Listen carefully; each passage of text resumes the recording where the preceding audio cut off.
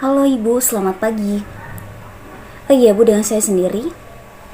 Oh, untuk terkait dengan laporan keuangan perusahaan ini lagi saya handle Bu, lagi dalam proses pengerjaan. Oh iya Bu, baik. Nanti saya kabari sama anggota lain, sama rekan-rekan lain. Iya Bu. Baik, nanti saya akan antar berkas-berkas laporan keuangan perusahaan di meja Ibu. Oh iya Bu, baik. Terima kasih Bu.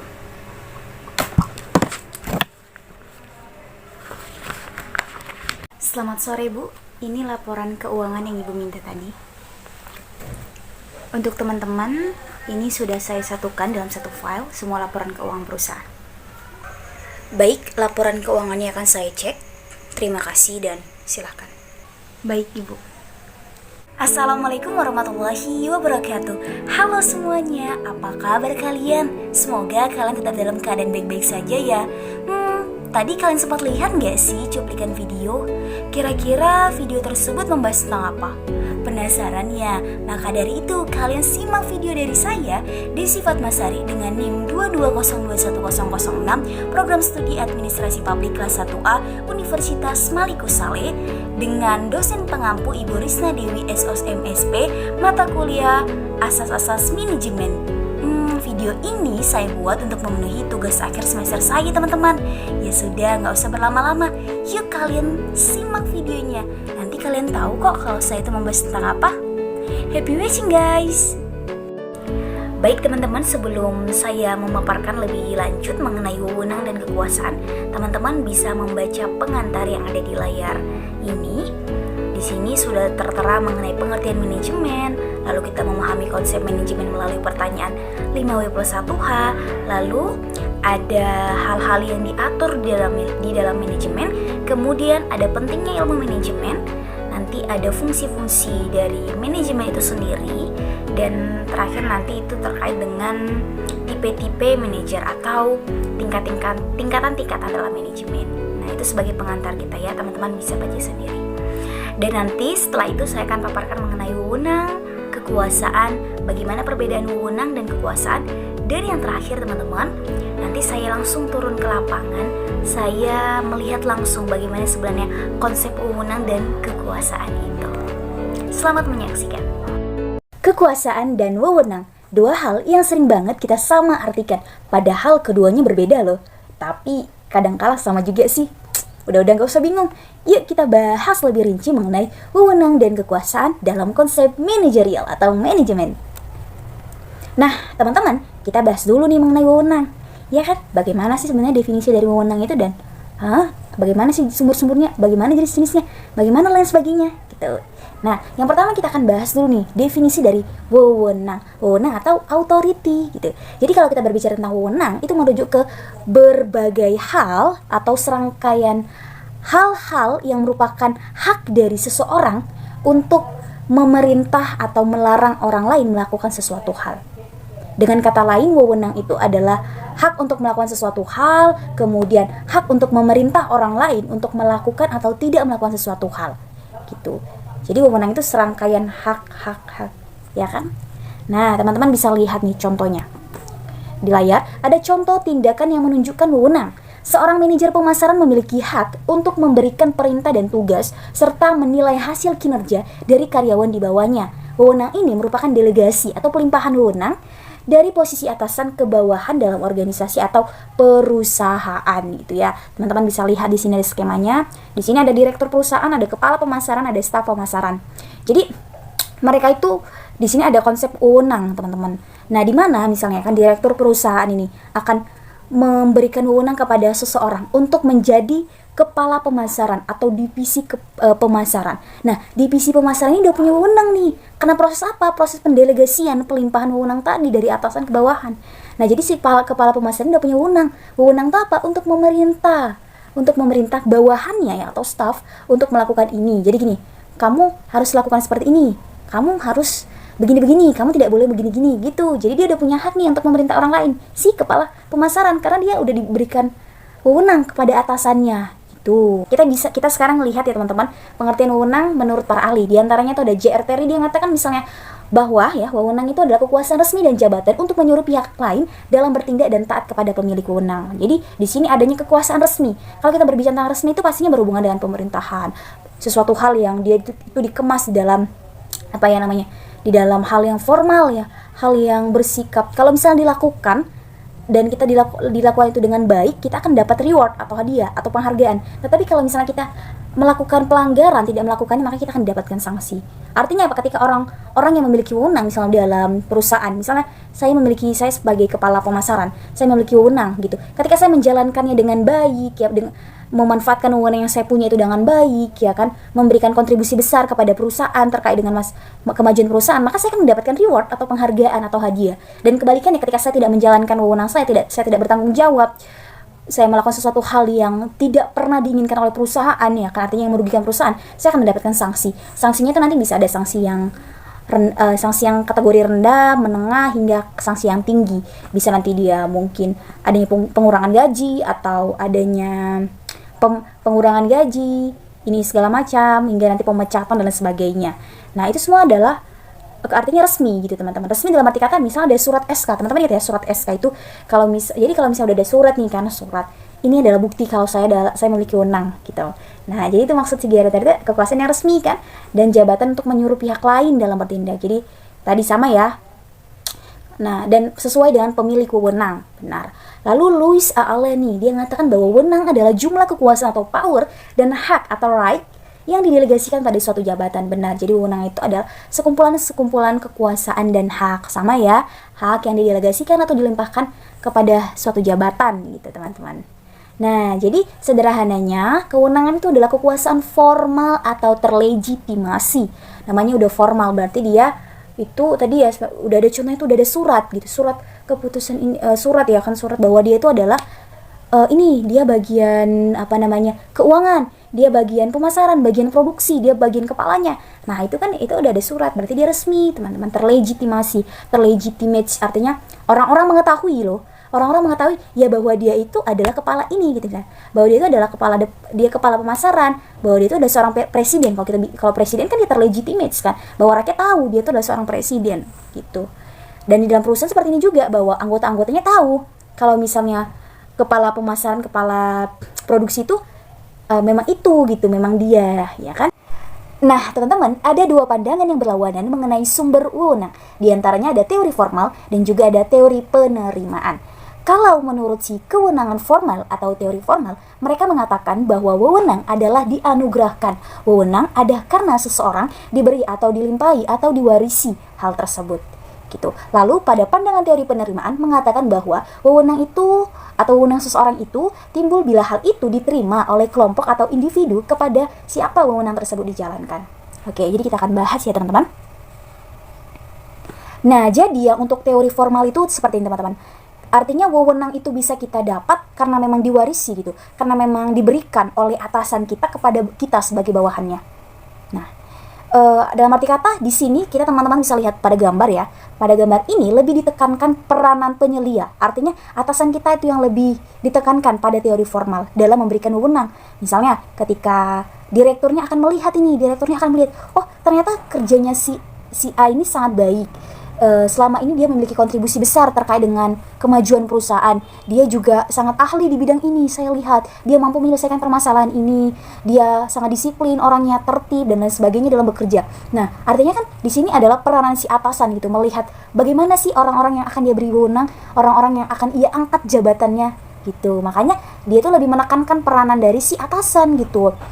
Artinya wewenang, misalnya saya ini wewenang, saya mendapatkan wewenang karena atasan saya memberikan kepada saya. Kenapa atasan saya memberikan kepada saya? Karena mungkin saya dilihat ya, memiliki kemampuan, misalnya di bagian pemasaran, saya mampu. Kemudian saya misalnya seorang yang tertib, saya sangat disiplin dalam bekerja, kemudian saya mampu menyelesaikan permasalahan-permasalahan di dalam suatu perusahaan, gitu. Sehingga apa? Atasan saya langsung memberikan gitu saya wewenang, diberikan, diwarisi saya untuk menjadi kepala pemasaran misalnya gitu ya.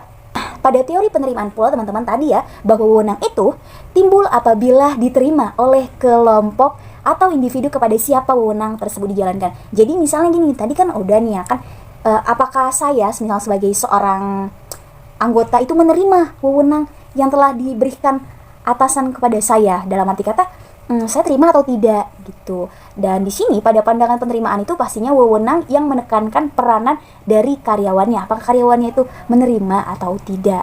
Jadi sumber wewenang itu tadi ya ada dua, ada yang kita lihat dari teori formal yang dia lebih menekankan peranan dari si atasan, peranan dari si atasan untuk memberikan wewenang kepada orang lain sehingga orang lain itu mendapatkan wewenang. Lalu yang kita lihat dari teori penerimaan, apakah seseorang itu menerima kalau dia memiliki wewenang gitu ya kan. Tapi kalau misalnya dalam perusahaan atau organisasi biasanya pasti akan diharuskan ya gitu. Misalnya ada saya misalnya diberikan wewenang, ya mau tidak mau saya harus menjalankannya. Tapi kalau misalnya kita lihat dari konteks negara atau pemerintahan, itu bisa saja kita tolak, ya kan, namanya dia bersifat resmi. Lalu timbul pertanyaan teman-teman, mana sih yang mungkin paling baik lah gitu di antara kedua teori ini? Pastinya kedua-duanya sama-sama baik ya teman-teman. Kedua-duanya itu antara teori formal dan teori penerimaan itu saling relevansi, saling berkaitan satu sama lain. Jadi misalnya ketika saya diberi wewenang kepada atasan saya dilimpahi, saya diwarisi wewenang untuk menjadi seorang kepala keuangan misalnya atau kepala pemasaran. Nah, ya pasti saya akan misalnya ya saya akan menerima nih di depan menerima. Tapi kalau misalnya di belakang saya mengoceh gitu ya, istilah sehari-hari kita gitu, mengoceh bla bla bla bla. Saya kan enggak gini. Nah, tetapi di depan saya menerima, itu kan sama saja tidak baik. Itu sama saja mempertaruhkan masa depan ya atau kinerja dari perusahaan gitu. Begitupun sebaliknya ya kan, kalau misalnya saya itu punya orang lain atau teman-teman saya itu mengatakan bahwa saya itu sangat pas sekali untuk menjadi seorang kepala ini ya kan, kepala keuangan atau pemasaran. Tapi kalau misalnya atasan saya tidak setuju, tidak sesuai untuk saya menjadi seorang kepala pemasaran atau kepala keuangan, ya kan sama aja gitu. Artinya memang saling keterkaitan teman-teman. Keterkaitan dalam arti kata gini, ketika atasan saya memberikan saya wewenang untuk menjadi seorang kepala pemasaran atau kepala keuangan misalnya, ya saya harus menerima. Saya menerimanya dengan baik, saya harus menjalankan saya harus menjalankan apa yang telah diperintahkan oleh atasan saya. Saya menerima wewenang tersebut sehingga saya bisa bertanggung jawab ya atas apa yang telah dilimpahkan kepada saya gitu. Gitu terkait dengan dua teori yang berbicara tentang sumber kewenangan. Oke teman-teman, selanjutnya seseorang akan bersedia menerima komunikasi yang bersifat kewenangan bila 4 kondisi ini itu bisa terpenuhi. Apa saja? Di antaranya yang pertama, dia dapat memahami komunikasi tersebut. Jadi, misalnya saya ini diberi wewenang untuk menjadi seorang kepala pemasaran. Maka dari itu saya mengetahui nih bagaimana sih komunikasi yang baik bagi seorang yang menjabat sebagai kepala pemasaran gitu. Karena kan komunikasi itu hal yang penting ya di dalam suatu perusahaan, di dalam hubungan kita dengan bawahan kita gitu. Kalau misalnya komunikasi nggak baik, ya otomatis akan mempengaruhi yang namanya kinerja dari bidangnya dulu lah, baru nanti naik lah tuh ke kinerja dari perusahaan. Nah, kalau misalnya antara bawahan dengan atasan itu miscommunication, ada tutur kata yang mungkin tidak berkenan ya kan antara satu sama lain, tuh itu kan bahaya banget. Jadi kalau misalnya saya udah diberi wewenang, ya misalnya saya ingin diberi wewenang untuk menjadi seorang kepala keuangan atau pemasaran gitu, ya otomatis saya akan mengetahui bagaimana komunikasi yang baik gitu dengan bawahan. Nah, yang kedua yaitu pada saat keputusannya dibuat, dia percaya bahwa hal itu tidak menyimpang dari tujuan organisasi atau perusahaan. Benar. Jadi ketika misalnya saya ini udah tahu ya kalau misalnya atasan saya akan memberikan wewenang kepada saya untuk menjadi seorang kepala pemasaran atau keuangan misalnya. Nah, maka dari itu saya tahu kalau wewenang tersebut tidak jauh atau tidak lari dari yang namanya tujuan organisasi. Jadi keputusan-keputusan nanti itu yang dibuat tidak jauh atau tidak lari atau tidak bertentangan dari tujuan organisasi. Yang ketiga, dia yakin bahwa hal itu tidak bertentangan dengan kepentingan pribadinya sebagai suatu keseluruhan. Jadi benar teman-teman, ketika misalnya saya diberi wewenang untuk menjadi seorang kepala pemasaran atau keuangan, ya udah gitu. Saya tahu kalau misalnya hal itu nggak bertentangan dengan kepentingan pribadi saya. Mungkin misalnya nanti harus begini-begini. Kalau misalnya menjadi kepala bagian pemasaran misalnya tidak boleh begini, padahal itu merupakan kepentingan pribadi saya gitu kan. Nah, itu kan artinya bertentangan kan gitu. Misalnya syaratnya tidak boleh menikah misalnya kan. Nah, padahal nanti misalnya itu kan merupakan kepentingan pribadi ya, otomatis saya pasti tidak kurang setuju kan akan hal seperti itu. Masa ia harus menjadi tidak boleh menikah kalau ingin menjadi seorang kepala pemasaran misalnya gitu. Nah, jadi misalnya saya harus yakin nih kalau misalnya wewenang yang akan diberikan pada saya itu tidak bertentangan dengan kepentingan pribadi saya. Itu contohnya teman-teman. Lalu yang terakhir adalah dia mampu secara mental dan fisik untuk mengikutinya. Benar. Jadi saya mampu secara mental dan fisik untuk menjalani yang namanya untuk menerima atau untuk diberikan jabatan oleh atasan saya. Nah, kalau misalnya mental ya udah berhubungan ya dengan ini psikis kita ya kan, apakah yang terkait dengan kepribadian teman-teman, personality, apakah dia sangat cocok sekali untuk memimpin ya, menjadi kepala dari bagian departemen atau keuangan gitu. Ternyata dia sangat disiplin, dia tertib, ini segala macam. Saya menyadari gitu, saya artinya punya kesiapan mental gitu ya kan. Saya punya sisi lain di mana saya mampu berkomunikasi dengan baik kepada bawahan saya misalnya. Saya menyadari. Kemudian memiliki kemampuan fisik benar. Jadi fisik dalam arti kata ini mungkin tubuh yang sehat ya kan. Kemudian ya bagaimana tubuh yang sehat lah idealnya gitu. Mental dan fisik itu sama, dan juga pastinya kita butuh pengetahuan ya kan, pengetahuan, punya keterampilan. Kita menyadari kita punya kemampuan di dalam kognitif gitu, di dalam yang dan lain sebagainya, sehingga kita bisa percaya wah ternyata nanti saya siap untuk menerima jabatan tersebut, misalnya jabatan kepala departemen atau kepala keuangan tersebut gitu. Jadi itu ya tadi 4 hal yang harus terpenuhi ketika seseorang itu bisa menerima wewenang yang bisa menerima jabatan yang telah diberikan atasannya kepada dia. Oke teman-teman, selanjutnya kita akan membahas mengenai beberapa jenis kewenangan. Jadi di sini di dalam suatu perusahaan atau organisasi ada 3 jenis kewenangan. Di antaranya ada kewenangan lini, ada kewenangan staf, dan ada kewenangan fungsional. Nah, untuk yang pertama itu ada kewenangan lini ya, atau line of authority, di mana di sini wewenang di mana atasan melakukannya atas bawahannya langsung. Ini diwujudkan dalam wewenang perintah dan secara langsung tercermin sebagai rantai perintah atau rantai komando. Nah, artinya gini teman-teman, wewenang ini itu mengikuti garis gitu, garis struktur jabatan. Kalau misalnya misalnya kita di dalam kelas ya kan, ada nanti kayak struktur organisasi kelas. Nah, jadi otomatis misalnya di bagian bidang keamanan itu akan memiliki wewenang atas anggota-anggotanya. Misalnya di bagian seksi ya biasanya. Seksi keamanan akan memiliki hak atas anggota-anggotanya. Kemudian seksi keindahan atau kebersihan juga seperti itu. Gitu. Jadi dia mengikuti yang namanya garis-garis itu di dalam misalnya dalam struktur jabatan. Kita bisa lihat contohnya di sini. Di sini ada kepala restoran ya kan di sini. Kepala restoran ini teman-teman memiliki wewenang penuh ya atas semua bawahannya. Tuh. Jadi dia memiliki wewenang atas bagian keuangan, dia memiliki wewenang atas bagian pelayanan dan bagian-bagian lainnya gitu. Nah, begitu juga bagian pelayanan, dia memiliki wewenang atas pelayan A, pelayan B, karena kan sesuai garis, sesuai lini gitu ya kan. Nah, begitu juga bagian keuangan, dia pasti memiliki wewenang atas misalnya bagian keuangan, misalnya stafnya yang keuangan ini itu gitu. Jadi dia sesuai garis lini langsung gitu, perintah langsung sesuai dengan rantai perintah atau komando. Jadi seperti itu kalau misalnya kewenangan lini teman-teman. Ya kayak tadi ya, kayak struktur organisasi di kelas kan. Misalnya ketua kelasnya itu baru bebas, artinya punya kewenangan penuh atas bawahan-bawahannya, atas anggota-anggotanya. Nah, kalau misalnya untuk di bagian seksi atau kepala seksi keamanan ya, dia hanya punya wewenang atas atau anggota-anggota keamanannya yang lain di bawahnya gitu. Dia nggak punya kewenangan atas atas bidang-bidang lain. Kenapa? Karena kan tidak ikut garisnya gitu, lininya. Nah, teman-teman, selanjutnya itu ada kewenangan staf ya. Kewenangan staf itu seperti apa gitu? Jadi kewenangan staf itu adalah hak yang dipunyai oleh satuan-satuan staf atau para spesialis untuk menyarankan, memberi rekomendasi atau konsultasi kepada personalia lini. Ini tidak memberikan wewenang kepada anggota staf untuk memerintah lini mengerjakan suatu kegiatan tertentu. Artinya gini teman-teman, di dalam perusahaan atau organisasi itu pasti ada yang namanya konsultan. Konsultan itu pemberi saran, pemberi masukan, atau bahkan juga bisa memberikan solusi atas suatu permasalahan. Namanya ada konsultan ya kan. Kayak kita misalnya kita ingin melanjutkan ke perguruan tinggi, kita kan ya minta saran nih, misalnya ada konsultannya. Bagaimana ya, mana yang terbaik untuk saya sesuai dengan kemampuan yang saya miliki gini segala macam. Nah gitu, begitu juga dalam perusahaan atau organisasi pasti ya, tapi ada juga yang tidak memiliki, itu tergantung pada perusahaan. Tapi secara umum pastinya ada yang namanya konsultan ini teman-teman. Nah, jadi itu tadi memang di dalam perusahaan para konsultan ini memiliki wewenang gitu. Wewenang untuk apa? Ya untuk memberikan suatu saran, masukan, pendapat, atau memberikan solusi kepada perusahaan ketika menghadapi suatu permasalahan. Tetapi wewenang itu hanya sekedar memberikan saran aja, tidak harus menyuruh orang yang dalam perusahaan itu melakukan A harus melakukan B, tidak. Nah, untuk lebih paham teman-teman bisa lihat skema ini. Di sini ada staff authority ya. Di mana di sini konsultan manajemen, konsultan pajak misalnya kan. Nah, di sini kita lihat konteksnya adalah suatu restoran.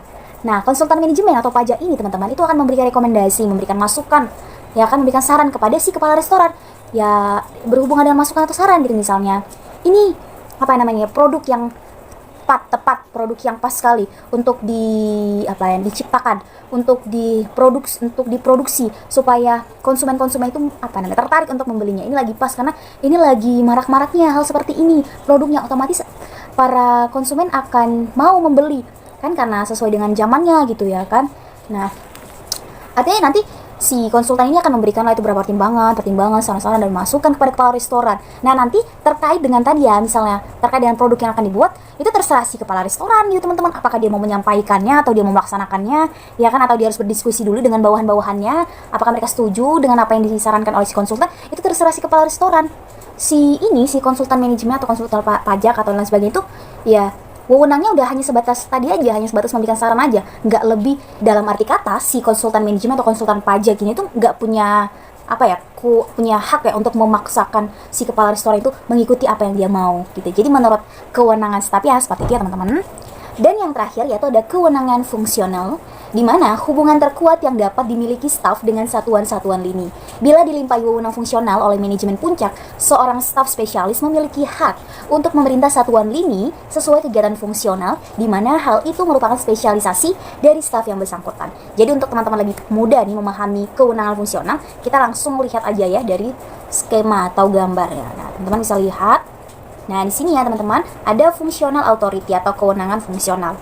Di mana artinya gini teman-teman, maksud dari functional authority, di mana konsultan manajemen ya atau konsultan pajak ya, para konsultan-konsultan yang ada di suatu perusahaan. Karena kita konteksnya di sini adalah restoran ya, udah kita kaitkan di dalam restoran aja. Jadi ketika misalnya konsultan manajemen atau konsultan pajak ya memberikan rekomendasi terkait dengan pelayanan. Nah, harus adanya peningkatan pelayanan yang baik kepada para konsumen.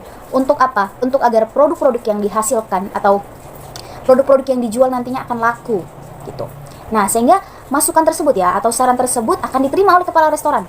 Kepala restoran akan menerima dan kepala restoran bisa saja langsung turun ke bagian pelayanan. Pelayan 1, pelayan 2, pelayan 3. Untuk memberikan apa? Untuk memberikan saran atau masukan dari para konsultan tadi. Nah, jadi si kepala restoran ini nggak harus pergi ke kepala pelayanan dulu. Baru bisa ke pelayan 1, pelayan 2, pelayan 3. Untuk kepala pelayan itu menyampaikan kepada pelayan 1, pelayan 2, pelayan 3 enggak. Tetapi ya kepala restoran bisa aja langsung ke pelayan 1, pelayan 2, pelayan 3 untuk menyampaikan apa sih rekomendasi atau saran dari si para konsultan gitu. Nah, begitu juga kepala restoran ketika misalnya ada nih si konsultan manajemen dan pajak ini menyampaikan terkait dengan produk-produk yang bisa dihasilkan gitu, yang bisa dijual, ya kan, untuk bisa menarik daya minat para pengunjung untuk datang ke restoran tersebut.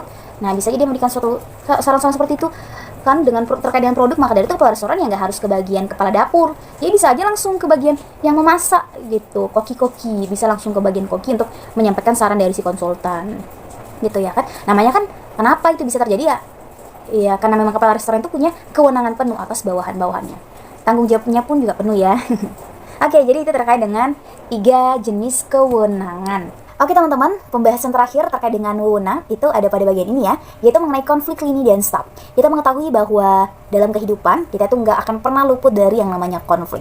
Ya meskipun yang namanya konflik nggak selalu berhubungan dengan hal-hal negatif, hal positif juga ada karena ada konflik yang dia bersifat membangun, bersifat ya menguntungkan kadangkala ya. Tuh. Jadi dalam perusahaan pun juga ada yang namanya konflik. Konflik itu berhubungan dengan pertentangan ya antara satu dengan yang lainnya. Di sini ada konflik lini dan staf. Oke, kita seperti yang saya jelaskan sebelumnya bahwa ketika kita berbicara tentang lini itu berhubungan dengan namanya lini garis pada struktur jabatan. Dalam arti kata adalah orang-orang yang ada di dalam lini. Orang-orang yang ada di dalam garis lini di dalam perusahaan. Jadi semua anggota, para pelaku-pelaku yang ada dalam perusahaan itu dikatakan dengan lini. Artinya anggota internalnya perusahaan disebut dengan lini gitu. Lalu kalau kita bicara tentang staff, di sini kita kaitkan aja dengan yang namanya konsultan, teman-teman ya. Seperti yang tadi konsultan ya. Pasti di dalam perusahaan itu pasti ada yang namanya konsultan. Jadi ada kalanya konflik terjadi antara mereka yang berada di bagian lini dan staff. Mereka yang berada di bagian lini kadang-kala merasa bahwa dirinya lebih mengetahui apa yang terjadi di lapangan, sehingga ketika misalnya terdapat masukan dari mereka yang memiliki kewenangan staff atau misalnya para konsultan manajemen perusahaan, mereka yang berada di lini tidak serta-merta mengikuti apa yang dianjurkan oleh konsultan tersebut. Jadi gini teman-teman, artinya gini teman-teman, lini dan staff mereka akan terlibat yang namanya konflik. Jadi ketika si lini itu merasa bahwa dia itu udah langsung di lapangan ya kan, udah langsung ada di dalam kinerja perusahaan di lapangan, dia akan merasa mungkin sedikit berbangga hati gitu. Artinya gini, karena staff ini kan konsultan ini kan berada di lingkungan eksternal perusahaan ya kan, tetapi dia memiliki spesialisasi pada bidangnya gitu. Kemudian dia memiliki banyak pengalaman, namanya udah konsultan ya kan, pemerhati gitu. Nah, otomatis ketika nanti si lini ini udah merasa bahwa saya ini udah di lapangan loh, saya udah sangat baik sekali pengertiannya gini-gini, sudah paling tahu terkait dengan perusahaan, ya maka ketika nanti ada masukan dari si konsultan, ya dia antara iya nggak iya mengerjakannya, antara ya kayak antara bodo amat atau nggak serta merta mengikuti apa yang mau ya apa yang disarankan oleh si konsultan tadi gitu. Jadi kan otomatis ada konflik ya di sini gitu. Begitu juga nanti antara si staff ini bisa maksudnya si konsultan ini bisa aja nanti menganggap karena dia udah memiliki pengalaman yang cukup besar ya, cukup banyak ya kan, meskipun dia hanya mengandalkan data-data ya, data-data dari data-data tertulis ya kan, tidak langsung baik ke lapangan ya, karena punya pengalaman yang baik, udah spesial sekali, udah ahli kali di bidangnya ya, mungkin bisa aja dia juga sangat merasa berbangga diri ya kan, kemudian sesuka hati mungkin menyuruh atau memerintah si perusahaan untuk gini segala macam. Itu kan juga akan menyebabkan yang namanya konflik. Nah ternyata teman-teman ada kalanya juga nih konflik tidak hanya antar lini dan staff, antar internal dan eksternal, tetapi juga bisa antar lini dan antar staff. Artinya bukan hanya ada dengan lini dengan staff yang konflik, tapi antar lini dan antar staff juga bisa konflik. Itu disebabkan ada 4 hal teman-teman. Di antaranya ada perbedaan usia, ada perbedaan pengalaman, ada perbedaan pendidikan, dan ada perbedaan perilaku atau personality atau kepribadian. Oke, kalau misalnya perbedaan usia, bener banget. Jadi kayak misalnya di waktu saat ini ya, kita kan mahasiswa itu pasti rata-rata usianya sama semua kan, sama semua. Tapi kalau nanti kita terjun di dunia pekerjaan, di dunia kerja, otomatis kita akan menjumpai para atasan kita yang mungkin usianya itu udah jauh lebih tua dari kita. Kalau usianya udah jauh lebih tua, otomatis pasti pola pikir kita dengan beliau akan beda-beda gitu. Bagaimana beliau nanti berkomunikasi akan beda dengan kita. Bagaimana sudut pandang kita terkait ini dengan beliau akan beda, karena usia gitu teman-teman. Ini juga memicu yang namanya konflik. Kemudian perbedaan pengalaman, apalagi ada mungkin nanti misalnya sesama rekan kerja kita pengalamannya udah jauh lebih banyak, atasan kita pengalaman jauh lebih banyak dibandingkan kita yang mungkin hanya baru. Nah otomatis akan ada rasa bangga hati gitu. Saya kan pengalaman saya udah lebih banyak daripada kamu gitu. Ya kamu masih baru gitu gini segala macam. Itu kan memicu yang namanya konflik. Nah selanjutnya ada yang namanya perbedaan pendidikan. Wah ini bener banget ya. Jadi nanti ketika misalnya teman-teman berada di dalam lingkungan pekerjaan, teman-teman punya pendidikan terakhir itu adalah strata 1 ya, S1. Nah, teman-teman akan dihadapkan dengan bawahan yang mungkin mayoritasnya itu ada di pendidikan terakhirnya itu ada SMA. Nah, di situ ya bagaimana caranya teman-teman harus bisa membangun komunikasi yang baik dengan bawahan teman-teman yang hanya lulus pendidikan terakhirnya itu hanya SMA. Bagaimana teman-teman punya komunikasi yang baik, bagaimana teman-teman bisa membangun citra yang baik, interaksi yang baik gitu ya. Lalu otomatis akan sering bisa memicu yang namanya konflik gitu kan. Jadi karena kan pola pemikiran orang-orang yang ada di SMA dengan yang ada di S1 kan beda gitu. Jadi ya bisa aja nanti akan ada ya gesekan-gesekan gitu, pertentangan-pertentangan, percikan-percikan gitu. Lalu ada faktor perilaku berhubungan dengan personality atau kepribadian. Ini benar juga, setiap orang itu punya kepribadian yang beda-beda, punya reaksi atau respon yang beda-beda terkait dengan tindakan yang dilakukan oleh orang lain. Maka dari itu ya kita harus siap-siaga aja sih. Ini juga akan memicu yang namanya konflik antar lini dan staff gitu. Ada mungkin orang yang sangat tegas gitu, orang yang dia tuh sangat wibawanya tinggi segala macam, dihadapkan dengan orang-orang yang lemot gitu orang yang lemah yang gini segala macam. Nah, itu kan akan memicu yang namanya konflik gitu. Oke, selanjutnya kita akan bahas tentang kekuasaan. Jadi banyak orang yang menyamaartikan ya antara kekuasaan dan wewenang, padahal keduanya itu berbeda gitu. Nah, nanti akan terlihat tuh perbedaan antara kekuasaan dan wewenang. Nah, terkait dengan kekuasaan, teman-teman bisa lihat di layar ya. Di sini ada definisi mengenai kekuasaan itu sendiri. Bahwa kekuasaan atau power adalah kemampuan untuk menggunakan pengaruh pada orang lain dengan tujuan merubah sikap atau tingkah laku individual atau kelompok dalam organisasi atau perusahaan. Di sini karena konteksnya kita dalam manajemen ya. Dengan kata lain, kekuasaan adalah kemampuan untuk melakukan hak. Kekuasaan adalah konsekuensi logis yang muncul dari setiap organisasi yang di dalamnya terdapat pimpinan dan bawahan.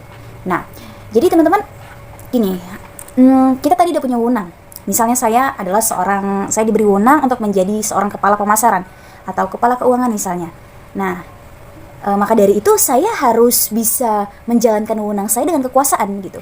Jadi kekuasaan ini lebih ke suatu kemampuan kita untuk mempengaruhi orang lain. Dalam hal ini ketika kita udah punya wewenang, ya bagaimana kita bisa memengaruhi orang lain untuk mengikuti apa yang kita mau.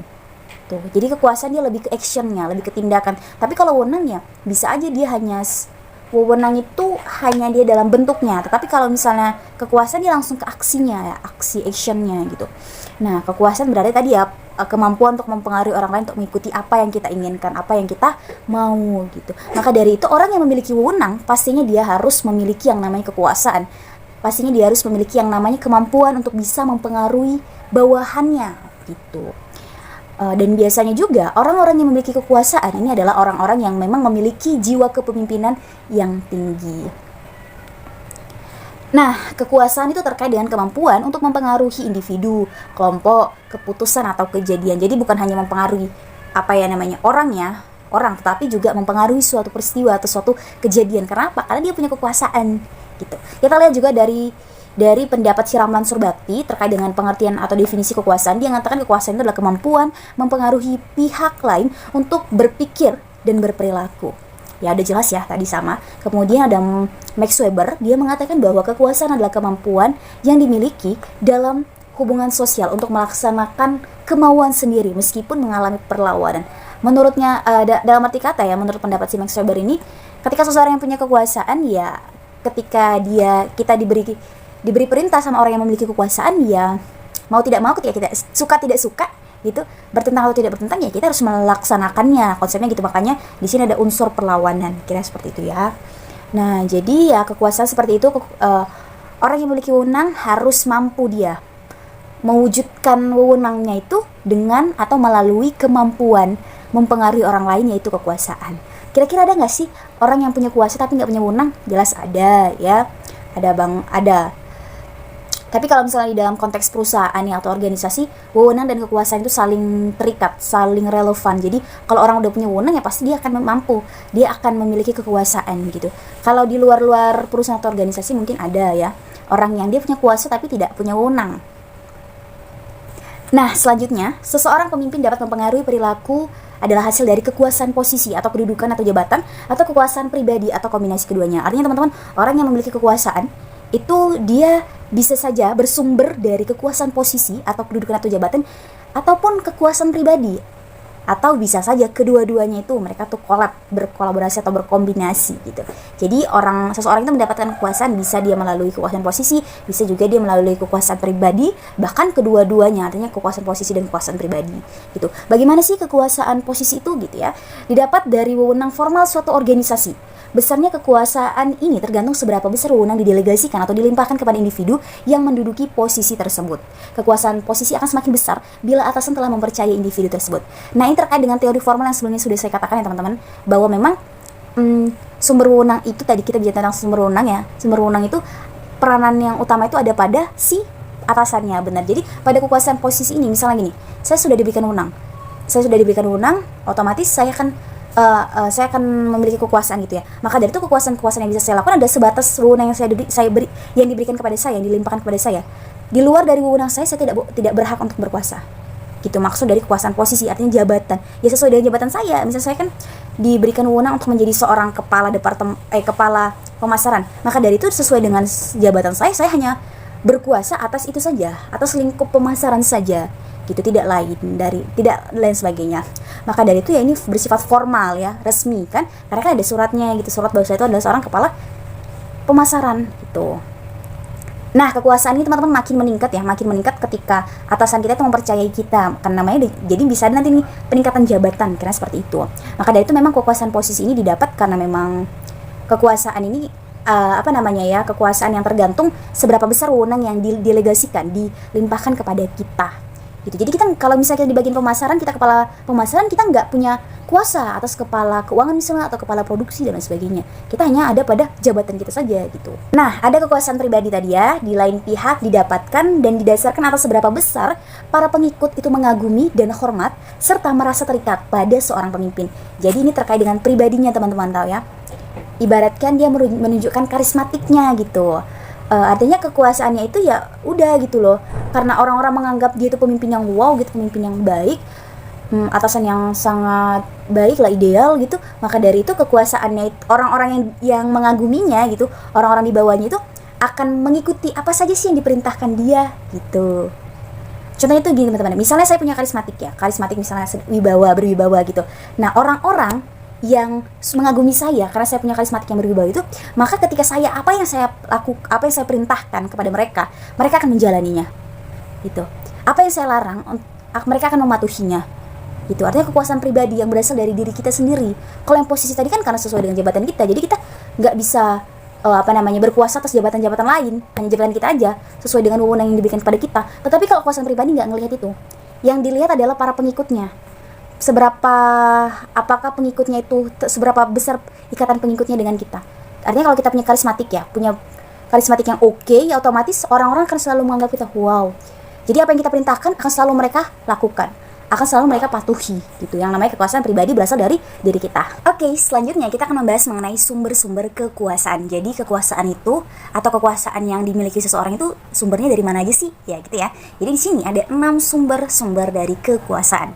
Oke, yang pertama teman-teman bisa lihat ya. Di sini ada kekuasaan balas jasa atau reward power. Nah, di sini kekuasaan ini berasal dari sejumlah balas jasa positif, baik itu berupa uang, perlindungan, perkembangan karir dan lain sebagainya yang diberikan kepada pihak penerima untuk melaksanakan perintah atau persyaratan lainnya. Jadi, teman-teman sederhananya, kekuasaan balas jasa atau reward power ini adalah kekuasaan yang kita dapat ketika kita itu berhasil memberikan sesuatu hal kepada perusahaan atau organisasi. Gitu. Jadi karena kita berhasil nih memberikan sesuatu hal yang sangat menguntungkan bagi suatu perusahaan atau organisasi, kita mendapatkan hadiah gitu. Hadiahnya apa gitu? Hadiahnya dalam bentuk kekuasaan gitu. Misalnya ya, saya ternyata mampu menjual produk perusahaan yang tempat saya bekerja itu, misalnya dalam periode ini saya berhasil menjual produk sekian-sekian gitu. Dan itu merupakan target dari perusahaan gitu. Otomatis perusahaan akan mendapatkan keuntungan atau profit dari tindakan yang saya lakukan tersebut. Nah, dari situ perusahaan atau atasan saya itu akan memberikan reward kepada saya. Salah satunya bisa aja saya diangkat, jabatan saya naik. Ya, mungkin saya menjadi kepala di bidang pemasaran atau di bidang produksi dan lain sebagainya gitu. Jadi kekuasaan yang saya dapat karena apa? Karena tindakan yang saya lakukan itu memberi kontribusi besar terkait dengan perusahaan gitu ya. Makanya itu kekuasaan balas jasa yang didapat karena kita punya sesuatu hal yang membuat perusahaan itu baik gitulah gitu ya kan. Nah, jadi kekuasaan balas jasa atau reward power.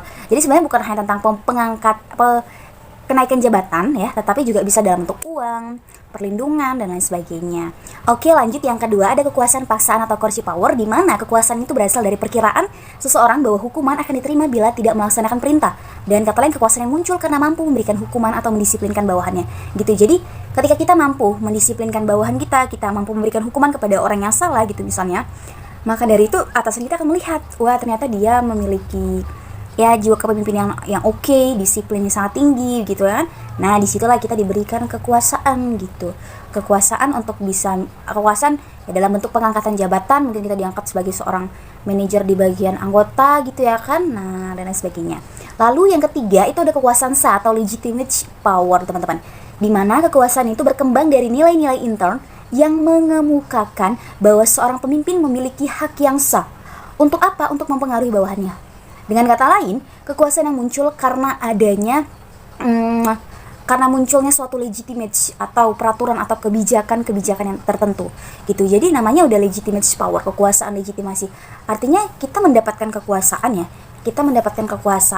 itu karena apa? Karena ada peraturan, karena ada konstitusi, karena ada undang-undang yang mengatur, ada kebijakannya gitu. Kalau misalnya dalam ranah pemerintahan ya udah jelas, misalnya seorang gubernur ya kan, dia dapat kekuasaan karena adanya legitimasi dari masyarakatnya, begitu juga presiden gitu. Jadi ada konstitusi, ada undang-undang yang mengatur bahwa dia itu adalah seorang presiden, misalnya seorang gubernur misalnya. Di dalam perusahaan juga seperti itu, bahwa dia adalah seorang direktur misalnya, seorang manajer keuangan, manajer produksi dan lain sebagainya. Artinya kekuasaan yang memang diperoleh karena ada legitimasi, adanya peraturan, adanya konstitusi, adanya kebijakan yang keluar gitu ya. Lalu yang keempat ada kekuasaan pengendalian informasi atau control of information, teman-teman. Di mana kekuasaan itu berasal dari pengetahuan ya, di mana orang lain tidak mempunyainya.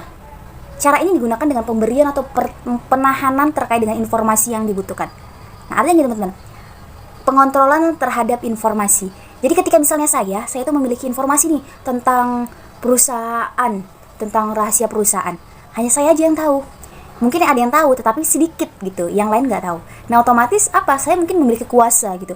Otomatis saya akan diberikan kuasa gitu. Karena apa? Karena informasi penting tersebut ada pada saya, dan sebagai mungkin untuk bisa saya menahan informasi tersebut ya, atasan saya ya bisa saja memberikan kuasa saya untuk diletakkan mungkin di bagian bidang ini sesuai dengan informasi yang hanya saya saja yang mengetahuinya gitu. Misalnya gini ya, ada suatu teknis kan, misalnya ada suatu mesin yang anggota lain tidak mengetahui cara menggunakannya, tetapi itu sangat dibutuhkan dan yang mengetahui itu hanya saya. Maka dari itu ya atasan saya bisa saja mengangkat saya misalnya menjadi manajer bagian produksi. Kenapa? Karena hanya saya mungkin yang mengetahui kinerja dari mesin tersebut gitu. Jadi kekuasaan saya apa? Kekuasaan saya didapat karena saya ada informasi, saya memiliki informasi atau pengetahuan yang orang lain itu tidak tahu. Bisa juga nih misalnya tentang kayak rahasia-rahasia perusahaan kan, rahasia-rahasia perusahaan atau sisi negatif dari perusahaan misalnya saya tahu, yang lain tidak tahu.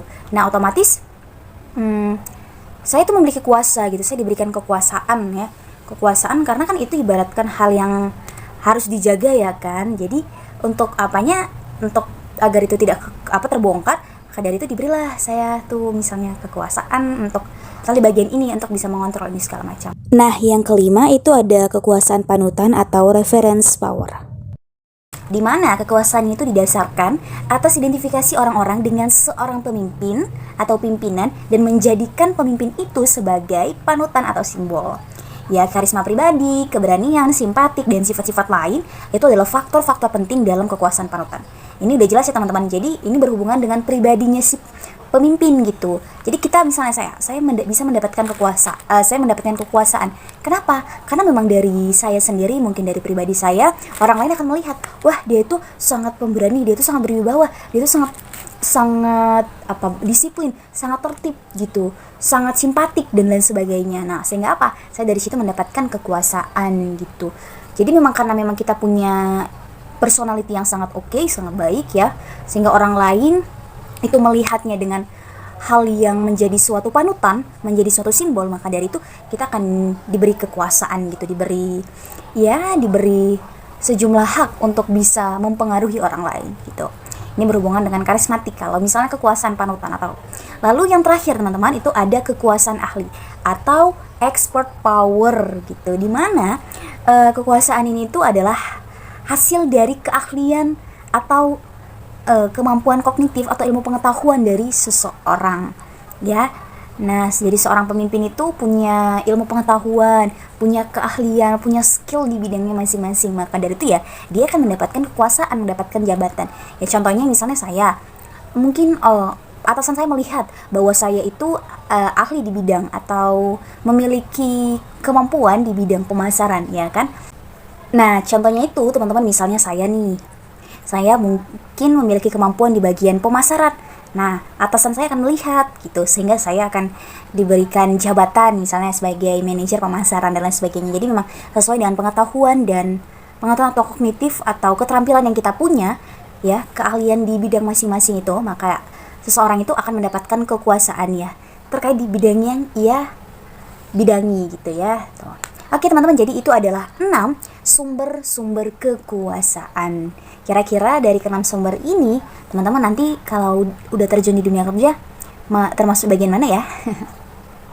Oke, selanjutnya terkait dengan batasan, wewenang, dan kekuasaan. Nah, jadi wewenang dan kekuasaan itu juga ada batasannya teman-teman.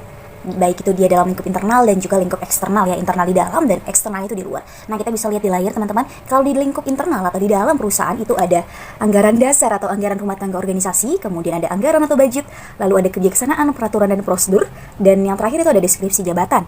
Nah, kalau yang untuk eksternal di luar perusahaan, itu batasan-batasannya adalah ada undang-undang dan peraturan pemerintah, kemudian ada perjanjian kerja kolektif ya, lalu ada perjanjian dengan dealer, supplier, lalu ada pelanggan. Nah, jadi ini adalah batasan wewenang dan kekuasaan di dalam suatu perusahaan atau organisasi, dia baik lingkungan internal dan eksternalnya. Nah, untuk teman-teman lebih paham lagi bahwa wewenang dan kekuasaan itu adalah dua hal yang berbeda, teman-teman bisa lihat di layar ini ya, ada perbedaan yang sangat jelas terkait dengan wewenang dan juga kekuasaan. Nah, untuk yang terakhir, kita akan juga menyinggung sedikit mengenai tanggung jawab. Artinya, kekuasaan dan wewenang itu haruslah diiringi, haruslah diikuti dengan yang namanya tanggung jawab atau responsibility.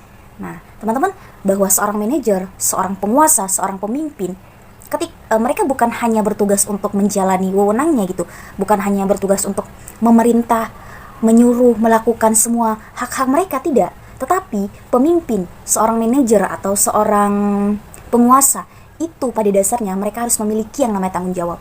Mereka selalu diemban yang namanya tanggung jawab dalam melaksanakan tugas-tugasnya. Artinya dalam kegiatan tersebut ya, dalam aktivitas mereka sesuai dengan jabatan yang mereka emban, mereka itu harus ada yang namanya proses pemberitahuan bagaimana atau pelaporan kinerja dari yang mereka lakukan. Kinerja mereka itu harus dilaporkan kepada atasan mereka gitu. Itulah bentuk tanggung jawab mereka terkait dengan wewenang yang telah diberikan kepada mereka. Gitu. Jadi ketika misalnya nanti mereka udah melaporkan hasil kinerja mereka ya, hasil kinerja mereka, maka dari itu atasan akan melihat nih apakah sesuai atau tidak, apakah baik-baik saja atau kebalikannya, atau memiliki kontribusi besar dengan perusahaan atau tidak, merugikan perusahaan atau tidak, menguntungkan perusahaan atau tidak, gitu akan dilihat. Jadi ketika kinerja dari seorang manajer, seorang pimpinan, seorang penguasa tersebut baik, ya otomatis tidak lain tidak bukan dia akan mendapatkan reward atau penghargaan. Bisa aja naik ke jabatan, bisa aja dalam bentuk uang, dalam bentuk gaji misalnya, tunjangan dan lain sebagainya. Kalau misalnya kebalikannya teman-teman, kebalikannya artinya adalah kinerjanya kurang baik, disebabkan karena kelalaiannya sendiri, yaitu siap-siap saja ya, seorang manajer itu misalnya harus mendapatkan yang namanya sanksi gitu. Sanksi bisa saja ada yang di tingkat sanksi di tingkat masih kecil, menengah, dan juga yang udah di atas atau tinggi gitu. Jadi kalau kita lihat pada layar bahwa tanggung jawab atau responsibility itu adalah kewajiban untuk melakukan sesuatu yang timbul bila seseorang bawahan menerima wewenang manajer untuk mendelegasikan tugas atau fungsi tertentu. Benar ya. Jadi tanggung jawab itu adalah kewajiban seorang bawahannya ya, bawahan untuk melaporkan gitu hasil kinerja yang telah ia lakukan terkait dengan wewenang yang telah diberikan si atasannya kepada dia gitu. Karena dia sudah diberikan wewenang, ya dia harus melaporkan bagaimana kinerja gini-gini segala macam. Itulah bentuk pertanggungjawaban dari seorang manajer atau dari seorang bawahan kepada atasannya. Seperti itu ya.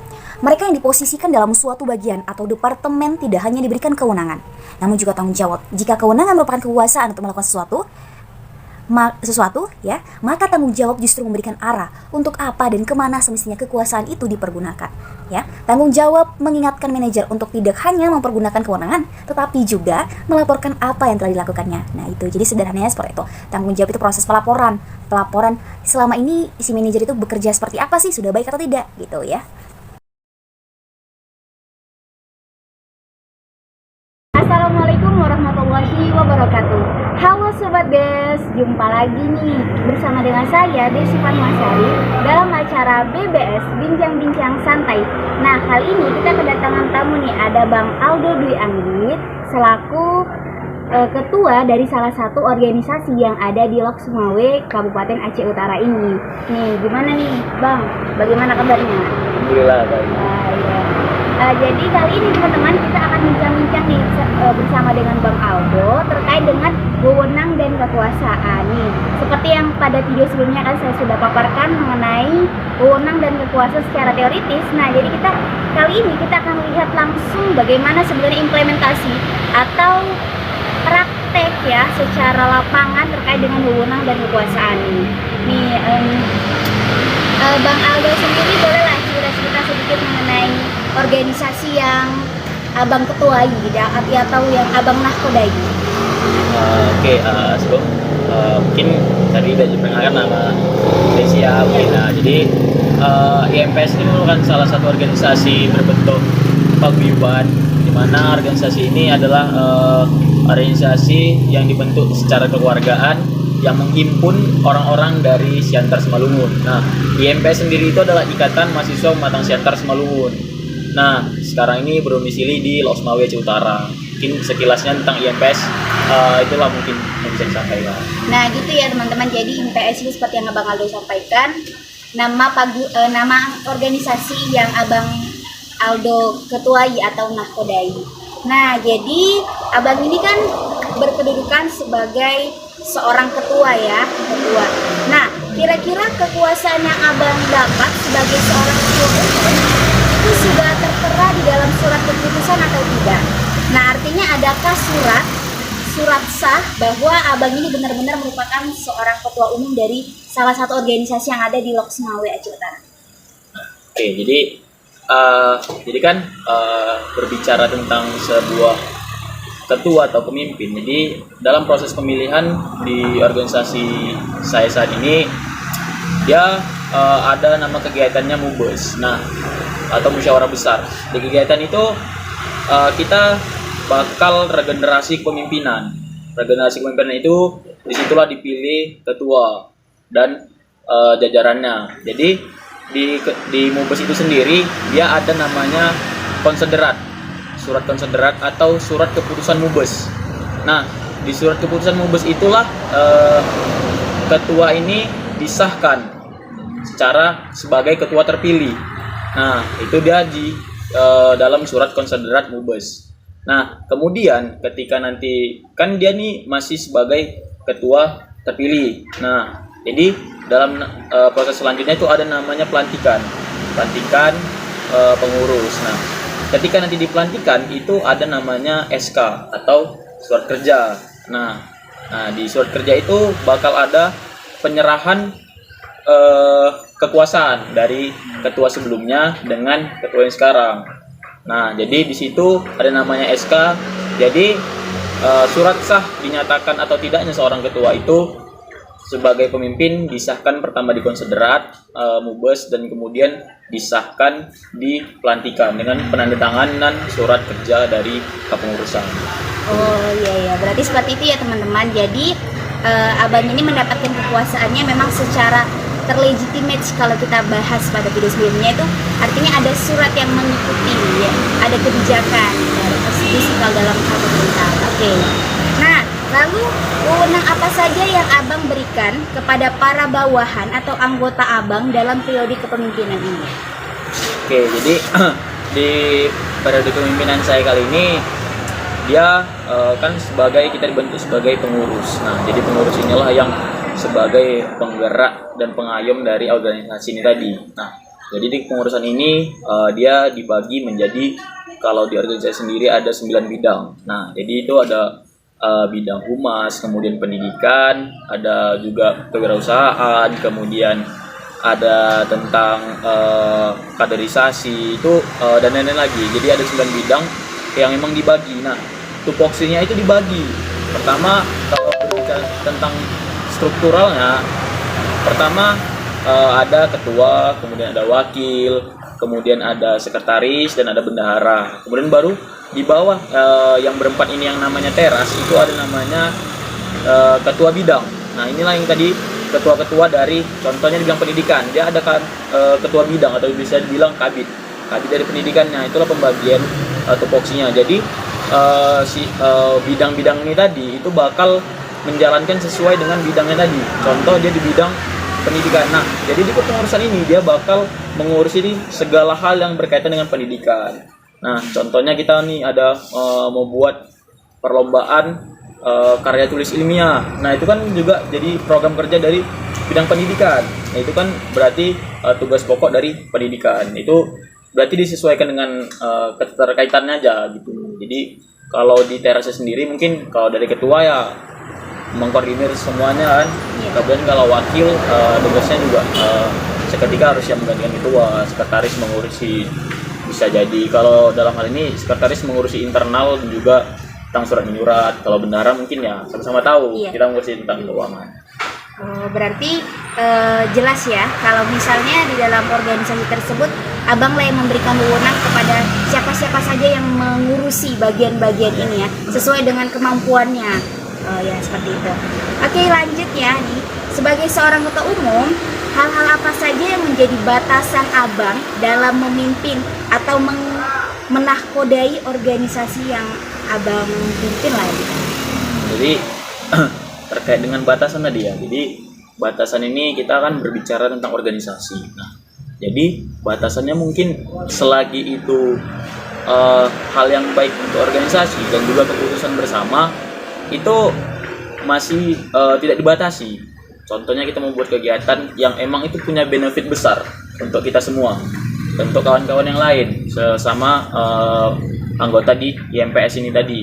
Nah, jadi itu nggak ada batasan mau gimana pun. Tapi sebagai kita seorang ketua, kita harus tahu mana batasan antara organisasi dan pribadi.